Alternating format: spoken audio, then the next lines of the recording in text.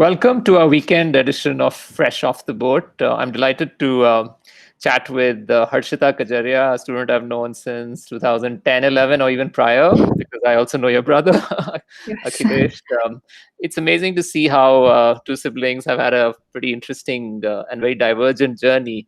Following yours has been particularly interesting, having met you at the NYU campus in 2014, learning about all the cool teaching stuff that you were involved with as a TA, tutor, and leadership roles that you kind of took part in. And now, then, following your work through Cambridge at the Applied Math PhD, and now on the PhD track at the business school. So it'll be a fun chat, and I'm looking forward to starting it off with the question about NYU. Actually, what do you think was life settling in right when you landed from Calcutta to New York, and then what does the campus do to you, or the lack of campus for that matter, do to you, and eventually, how did you find your footing? So, thanks for having me, Arjun, and I'm glad to be able to share my experience. And yeah, I mean, my decision to choose NYU was very much because I was already comfortable with the city because my childhood I had visited New York a lot. So I had some options when I was deciding between colleges, and New York seemed to be a place that I felt I could see myself feeling comfortable and actually being able to sort of survive there without getting too distracted. So my first thing was, okay, can I be at NYU, actually um, sort of work hard and soak up everything that New York has to offer. So I guess I was quite prepared for that. So when I landed, obviously it was very overwhelming. Everything was new. But at the same time, I hadn't had a campus experience, so I didn't really have any benchmark to compare it to. So for me, it was sort of open, and I just wanted to take in as it comes. And obviously in the beginning I was quite overwhelmed and everything was new, but everyone was really friendly, and NYU being so international, there was so many international students going through the exact same thing. So I think that transition was not that difficult. But then I think what was difficult was the actual, I guess, the actual course load, because studying in India, I personally think I was not really prepared for the kind of course load that was to come, because I had signed up for all of these chemistry and pre-med courses as well as math courses. So I did take quite difficult courses starting from the beginning, from the first semester. But I found it hard to keep up with these daily homeworks, daily quizzes, daily tests, because that's not what we were used to in India. We used to just work right before the exams and work really hard and go give the exams, and everything was fine. But this daily keeping up with work I found it quite challenging, because that meant literally studying every off hour that you got. So that was challenging, but then I found myself actually liking that, doing well, seeing that I can get good grades. I can actually, I felt, started feeling quite accomplished through doing well. And that motivated me to continue doing that. And then I felt quite settled enough to then go out of my comfort zone and sort of try a lot of new things as well. So that was my So, starting experience. so if you were to then talk about your interest in math, did you go decided thinking that it's going to be math, and your love affair for math is still continued at the PhD level? So tell us a little bit about that journey. So I guess in the beginning I applied as a chemistry major, but I was always in my head undecided. And going in, I had made up my mind that I would um, experiment a little bit, shop around with classes, and make sure that I actually like what I'm doing. And that was one of the biggest reasons that I did decide to apply to a liberal arts school, where I can shop around and decide what major I want to do. So I did shop around with chemistry classes, with math classes, and some computer science classes as well, just to get a full range of everything. And then after 1 year, so at least at NYU we get 2 years. to shop around before we really have to declare our major. And but there are advantages in declaring it early because then you get a supervisor from your department. So as soon as I was sure that, okay, math is what I want to do, I decided to declare my major within the first year. But that was after I shopped around and really made sure that I like the math classes. So math, I'm told, is not for the faint-hearted. The kind of work you have to put in and everything else. So, Yeah.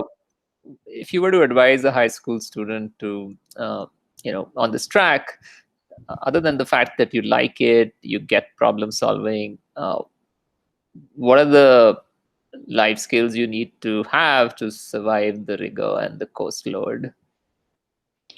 I think it's quite simple in terms of, I think obviously, given that you have the aptitude for it, I think it's all about hard work and time. And I'll be honest, my sort of college life after I declared my major as math was basically centered around work.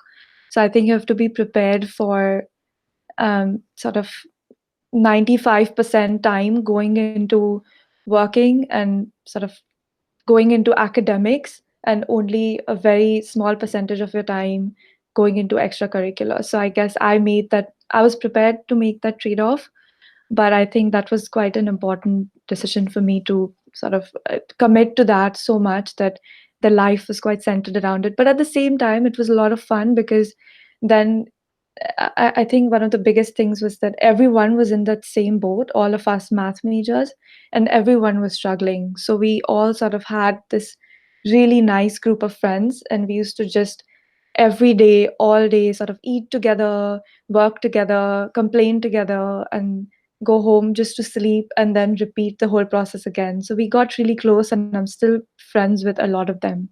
So that was very exciting as well.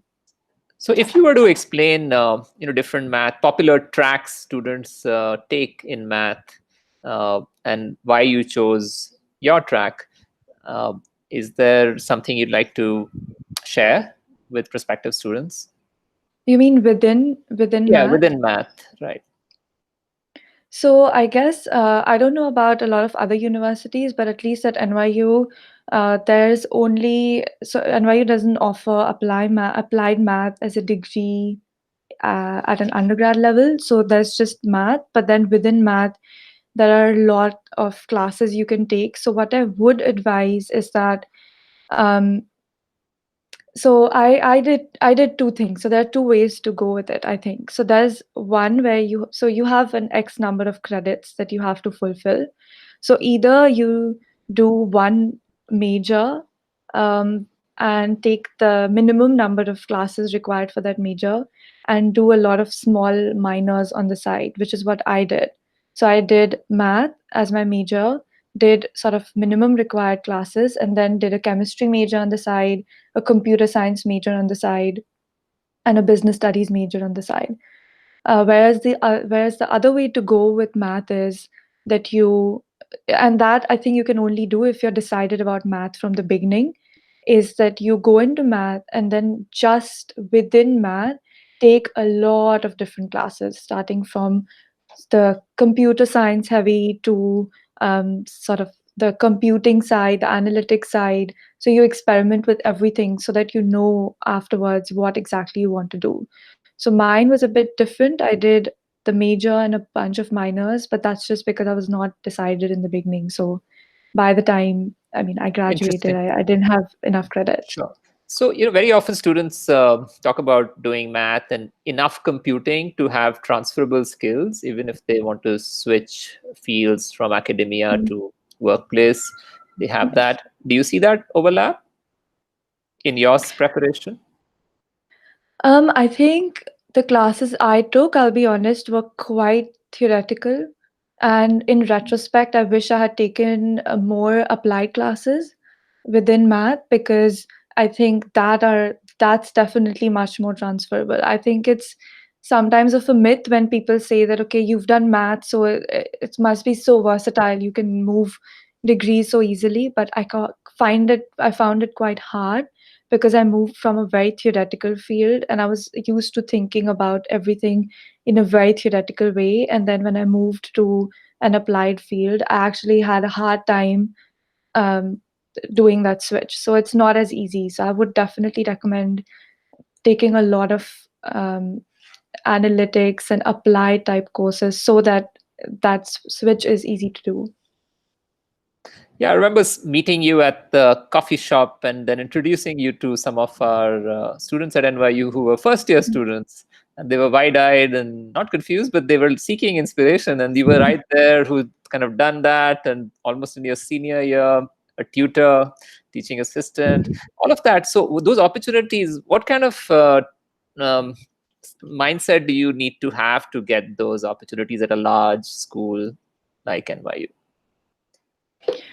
I think I think most of these opportunities came because, as I said, I spend 95% of my time working, and I think as an international student, there are very few opportunities that you get because a lot of college campus jobs are reserved for American citizens and students who are on this work study program.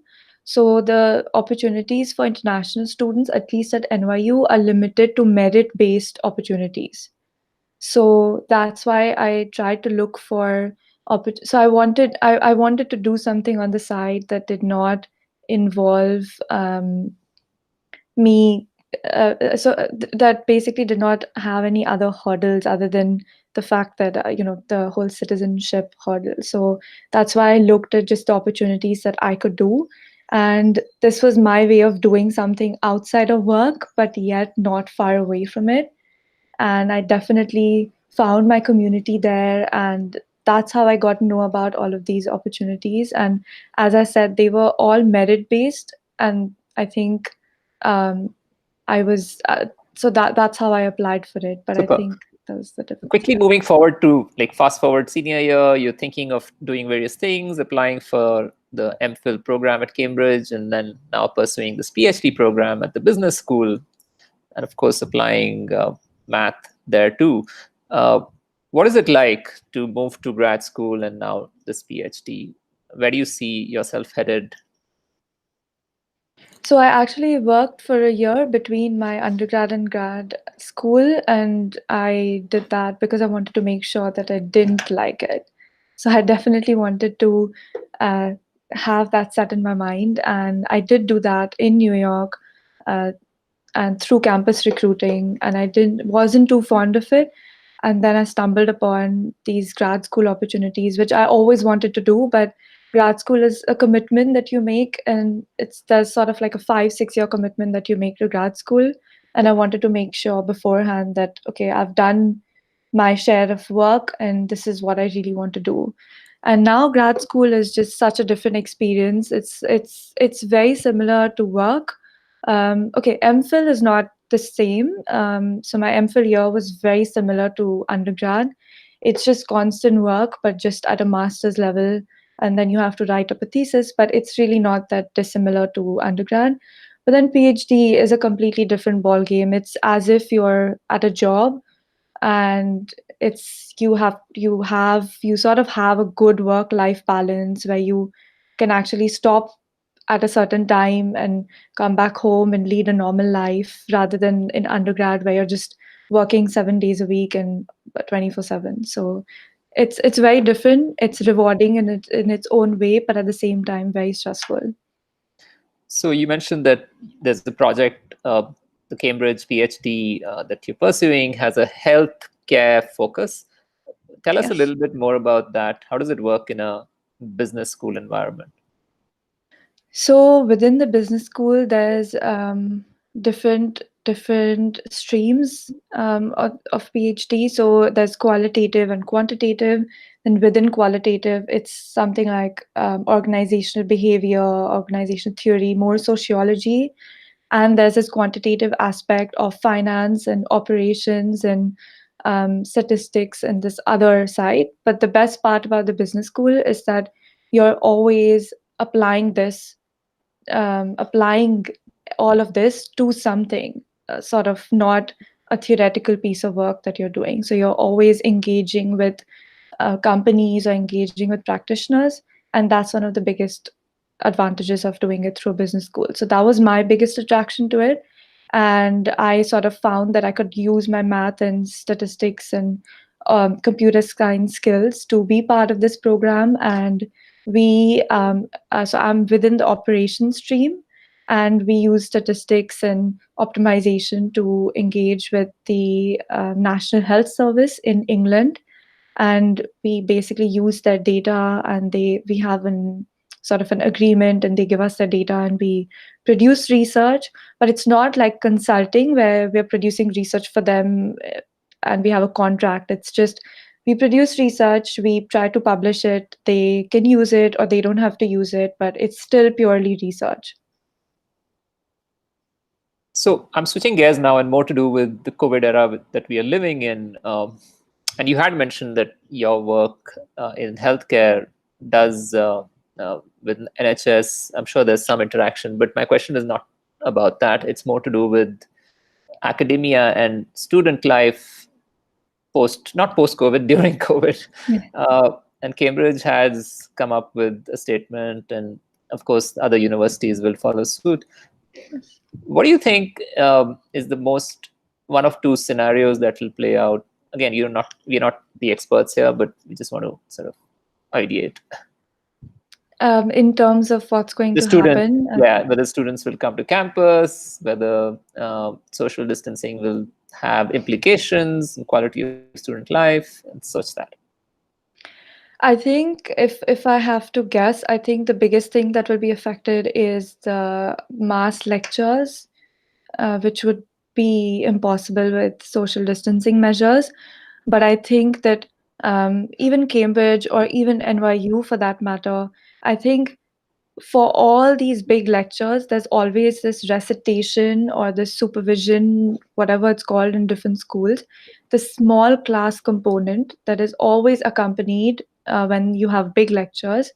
And I think the focus will just shift from these mass lectures to these small group style teaching lectures. And I think that's not particularly a bad thing. Sure, I think the worst is that you won't be sort of listening to these really great professors speak in these big lectures, but at the same time you get this small teaching experience from equally accomplished people. And I think studies will still go on, and I think the quality could potentially still be maintained. Fantastic. What about a message for giving out a message for students who are a bit disillusioned now? They worked so hard, graduated from high school, or now graduated from college. It's just that 2020 is going to be remembered in their lifetimes, and their well-wishers, would also sympathize with them. What is it that you can tell them how to deal with hardships, uncertainty?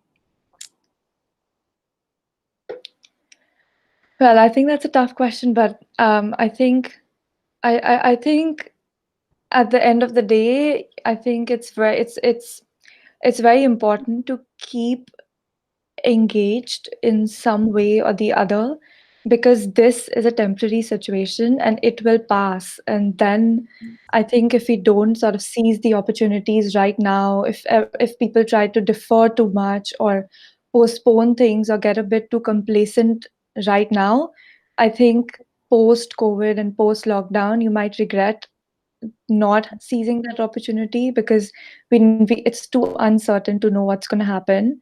And I think you don't want to have this regret that you didn't sort of seize the opportunity when it came. So I would not recommend people to postpone their studies or sort of um, not decide against what they wanted to do if COVID wasn't happening. I think we should all go on as normal, and then when it ends, you just pick up from where you left off. That's great. I'm going to now switch gears and talk about, or rather, ask you a few rapid fire questions. And the Yeah. first one is, if you were to pick three strengths, and describe, or rather, mention three adjectives which sort of describe those strengths, what would those be? To describe me, three adjectives to describe me. As Um, strengths. Strengths. I guess hardworking, motivated, and ambitious. Super. Next question. If you were to reflect on embarrassing moment during your college years or beyond now at Cambridge, hope not, but also any failure that you have something to sort of learn from, uh, what would those be? There are a lot, and I'm glad you brought it up because we don't speak about failures enough. But I think I had a very, uh, I think there's one particular moment in my NYU sort of lifetime that I would describe as the biggest sort of moment of weakness. I think that was my fall semester of senior year. And I think I had gotten a bit too ambitious and I took on a, way too many things than I could handle. I was doing 3 or 4 of these extracurriculars on the side. I was trying to be on this honors math track. I was trying to do some research on the side, and I decided at that time to apply to grad school and take the GRE and everything. I mean, everything possible that I could do in the 4 years, I decided to sort of do it in that particular term. And I was grading, and I just said yes to everything. So I just think that, and then I had my GRE exam. I went into the GRE exam and I just froze. And literally, that was it. I don't know what I did. I basically barely answered any questions, but I stayed till the end because I don't think you could get up in the middle of the test and just leave. So I just stayed, and then obviously I did really poorly. And then I guess that's when I decided that I'm not going to stress myself so much, say yes to everything. I have to learn to say no and prioritize my work. And I think that's when I had this realization. So I think that was the sort of lowest point for me during NYU. Thanks for being so honest, and I'm sure there are listeners who would want to follow that advice. Burning out, especially in your senior year, kind of that hurts even more. Um, so I'm glad that you've grown through that experience, and you're still at working. I'm surely very hard, but also the PhD program sounds a lot more interesting, and I'm glad that you found that work-life balance. So it's been amazing reconnecting with you, Harshita, uh, and looking Likewise. forward to inviting you to some of our webinars and Yeah, of discussions course. going forward. Also, our students interested in math will be very keen to hear about math at a level which they aspire to be at. We do have currently students at Cambridge doing undergrads, so that Okay. could be another connection. I would want maybe if you have time to even meet up. So all in all, it's been just fantastic, and all the best for the Thank you so much. Yeah. rest of the year and the fantastic research you're doing and helping NHS and everything else. So I'm signing out for now, but we'll be in touch. Thank you.